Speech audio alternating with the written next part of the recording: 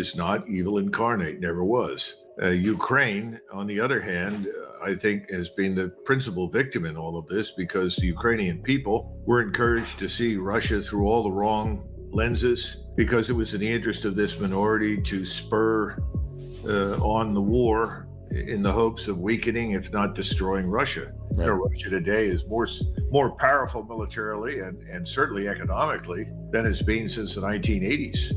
And that's largely as a consequence of a response to us and what we did in Ukraine. This is Colonel Douglas Macgregor, a 28-year veteran of the U.S. Army who has previously served as the senior advisor to the U.S. Secretary of Defense. Colonel Macgregor has been an outstanding voice of reason on some of the most complicated geopolitical events around the world. I recently interviewed the colonel and asked him to share his thoughts on the future of Ukraine. In recent weeks, we've seen a massive shift of how U.S. media is now presenting the Ukraine war. Just take a look at this article from the Wall Street Journal entitled, "It's Time to End Magical Thinking About Russia's Defeat." It argues that Vladimir Putin's self-confidence is soaring.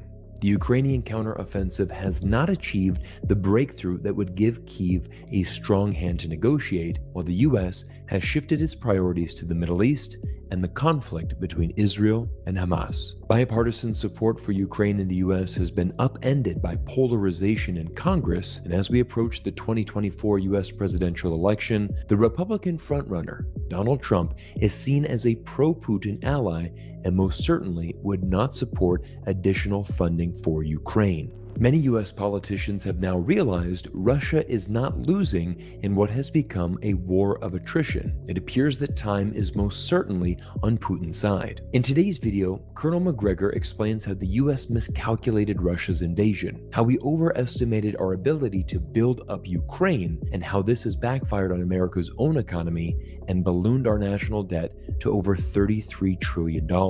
Today's interview is absolutely essential to watch, as Colonel Macgregor is a true American patriot who isn't afraid to say the truth out loud. And our interventions have always distorted the normal dynamics in the region. And our argument for being there was, well, we're bringing everybody goodness and happiness and democracy and prosperity.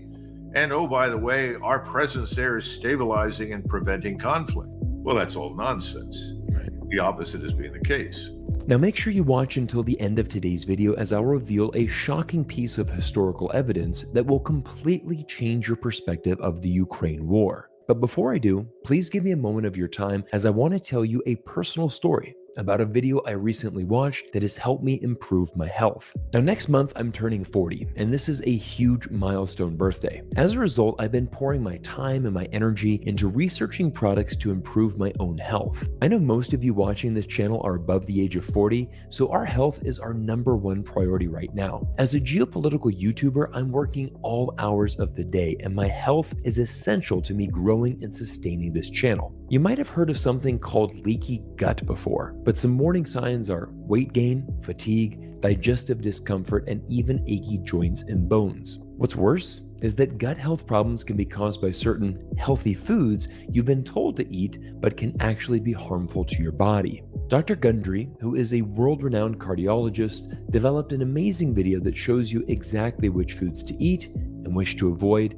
and how a blend of pre, pro, and postbiotics can improve your gut health. He has released a completely free and highly informative video showcasing the best strategies to improve your gut health. If you're interested in learning more, simply go to gutcleanseprotocol.com/Cyrus and watch Dr. Gundry's free video breaking down everything you need to know about gut health. Trust me, this video is amazing. I'll drop a link down in the description below. Colonel, I want to talk to you about Russia and Ukraine because for the better part of 2 years, we have consistently heard, this is a, fight between good versus evil.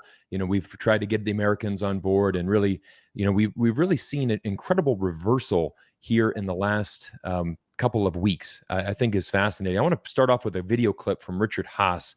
This is quite a stunning revelation that he made. I'm going to play that for everybody. What I argued, therefore, is the United States needs to have some very direct conversations with Ukraine, with President Zelensky, talk about reducing their emphasis on liberating land, increasingly put all their emphasis on holding on to what they've got. Had 2 fighting seasons. The idea that 1 or 2 or 3 more years of this is going to result in success, I simply don't see it. Russia's on a war footing. They have access also to arms from North Korea and Iran.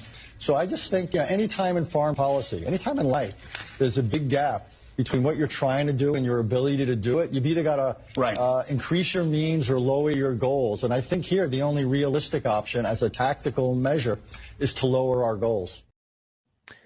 Colonel, is that just amazing that we've now pivoted to lowering our goals? I'd like to get your thoughts on that. No, I don't think there's anything amazing in it. He and a lot of people like him in Washington and New York City, really a minority of Americans, well-financed, unfortunately, with a lot of political influence, managed to drag this administration and Congress, who is always eager to join any conflict which they see as access to cash and money for their own purposes, into a war that should never have happened. Right. We have no real interest I'm talking about the American people. We have no interest in the destruction of Russia. That's absurd. Right. We've had actually pretty good relations with the Russians. And contrary to what people say, Russia is not a menacing, bad actor that is constantly interested in harming us. On the other hand, you can make a pretty good case that certainly since 2000, we have fallen into that category regarding Russia. So what's happened? We grossly miscalculated, underestimated the Russians. No one studied carefully the potential strength that Russia had or its ability to respond to an existential threat, which is what Ukraine became. Everyone overestimated our ability to exploit a proxy and stand up an army in the space of a few years that could stand up to the Russian military establishment. And, we've gone from, Putin has to go, his regime has to be destroyed. We need new leadership. We're going to, disintegrate Russia as a state to, we're going to harm it. We're going to weaken it so that it can't go anywhere else and threaten anybody else. Of course, Russia was no threat to Eastern Europe when this began. And if it is now, it certainly isn't something Russia wanted to be. It is because of what we've done. Right. Russia today is more powerful militarily and certainly economically than it's been since the 1980s.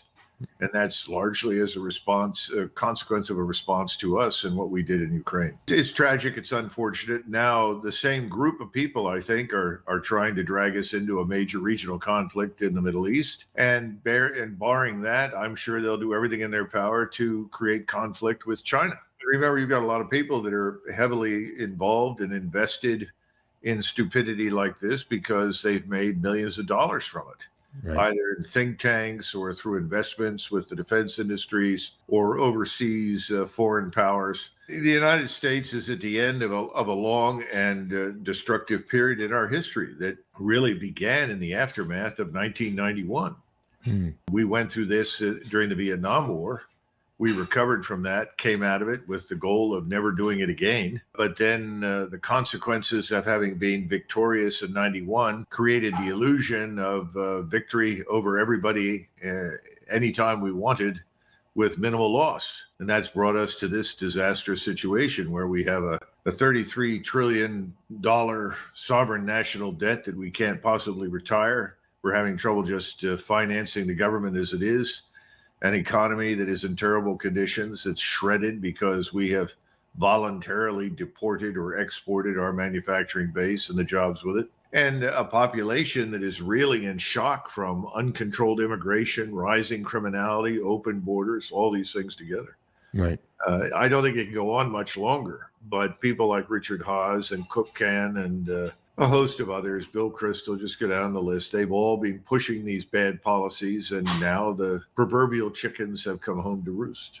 Yeah, that's a very good insight. And I think, how are we going to see this play out? Because I think what we've seen largely, here in the United States, most Americans are done supporting Ukraine. I mean, they don't want to see, like you just listed, the plethora of issues that are facing our country. And I think we're really fed up saying, hey, we don't want to send another $100 billion to Ukraine for the effort of a stalemate for another 2 years. How does this end? How does this officially end? Is Ukraine going to be hang out left to dry? I mean, what is going to be the next step here? I think the Ukrainian nation is destroyed. Let's be frank. Yeah. You had 500,000 Ukrainian dead in the Ukrainian armed forces. I don't know how many civilians have been killed. I don't know exactly how many wounded, but I know that you're looking at 500,000 dead Ukrainian soldiers.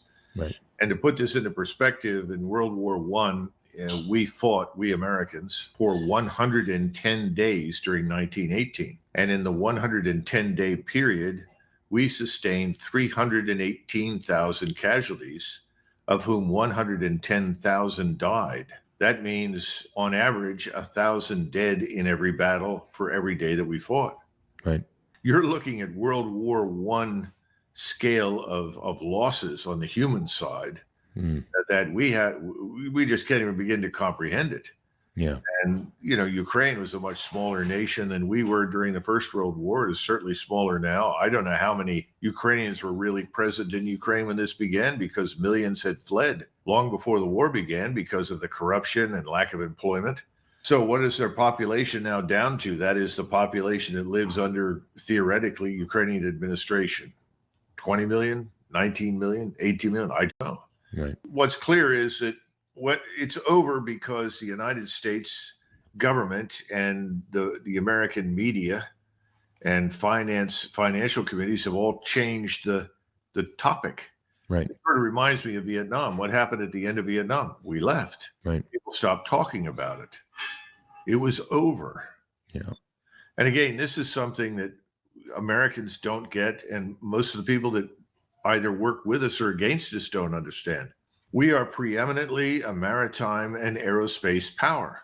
We are not a land power anywhere in the world except in the Western Hemisphere. So what this means is that at the end of the day, if things don't go our way, we don't like what's happened, it doesn't suit us, we fly away, we sail away.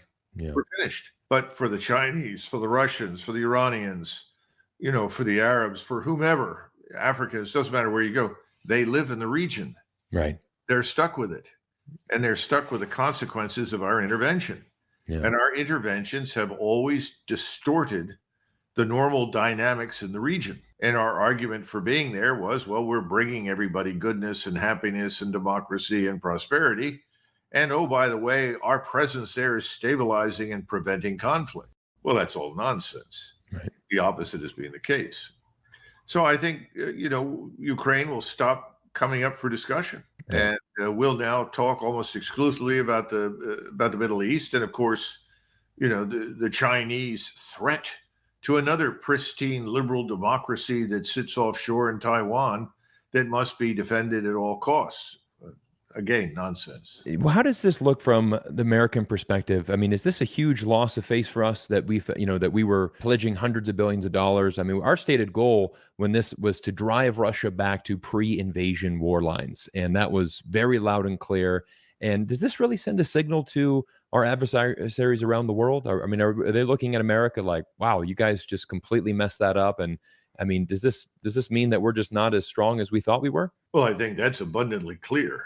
Yeah. We are not the nation we were 30 years ago. Far from it. We don't have the societal cohesion.